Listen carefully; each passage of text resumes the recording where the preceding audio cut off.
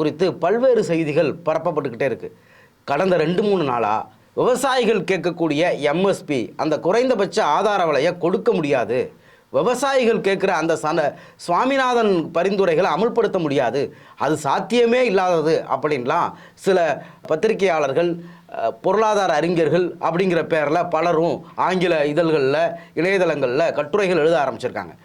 இந்த விவசாயிகள் போராட்டத்தில் திரும்ப திரும்ப சொல்லப்படுறது என்ன அப்படின்னா, எம்எஸ் சுவாமிநாதன் பரிந்துரைகளை அமல்படுத்துங்க, குறைந்தபட்ச ஆதார விலையை C250 அப்படின்னு எம்எஸ் சுவாமிநாதன் சொன்ன அந்த ஃபார்முலா படி நிர்ணயிங்க அப்படிங்கிறது சொல்லப்படுது. அது என்ன C250 அப்படிங்கிறது தான் நாம் இன்னைக்கு பார்க்க போகிறோம். இந்தியாவில் தொடர்ந்து விவசாயிகள் தற்கொலை பண்ணிக்கிட்டு இருக்கிறதுனால ஏற்கனவே இருந்த காங்கிரஸ் கவர்மெண்ட் விவசாயிகளுடைய வாழ்க்கை குறித்து ஆய்வு பண்ணுறதுக்காக தேசிய விவசாயிகள் ஆணையம்னு ஒன்று அமைச்சாங்க. அந்த தேசிய விவசாயிகள் ஆணையத்துக்கு தலைவராக எம்எஸ் சுவாமிநாதன் இருந்தார். அவர் விவசாயிகளுடைய தற்கொலைக்கு காரணம் கடன் வாங்குறதுக்கு காரணம் போதிய விலை கிடைக்காதது அப்படிங்கிறத அதில் சொன்னார். அதை சரி செய்யணும் அப்படின்னா விவசாயிகளுக்கு என்ன மாதிரியான அந்த விலையை நிர்ணயிக்கணும் அப்படிங்கிறதுக்காக அவர் சொன்ன ஃபார்முலா தான் C2 + 50%. அதாவது காஸ்ட் 2, செலவினங்கள் 2.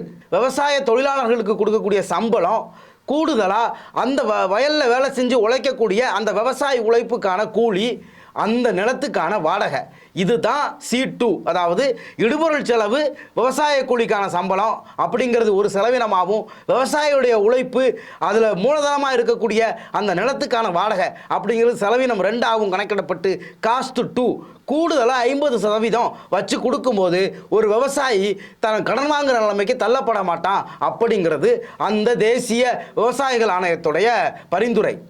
இடுபொருள் செலவு, கூலிக்கான சம்பளம், உழைப்புக்கான சம்பளம், நிலத்துக்கான வாடகை கூடுதலாக 50%, இதுதான் C250.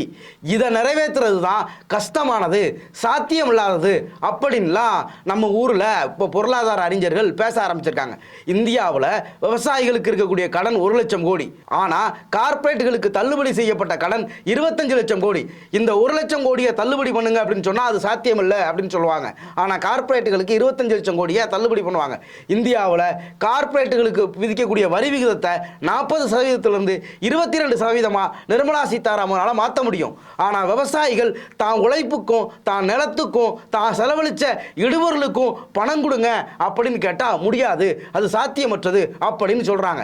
இதுதான் இந்த ஒட்டுமொத்த விவசாயிகளுடைய போராட்டத்துடைய மைய புள்ளியாக இருக்குது. விவசாயிகள் கேட்கக்கூடிய அந்த குறைந்தபட்ச ஆதார விலையான C250 அப்படிங்கிறத கொடுக்கணும் அப்படிங்கிறது அவங்களுடைய போராட்டத்துக்கான மைய நோக்கம்.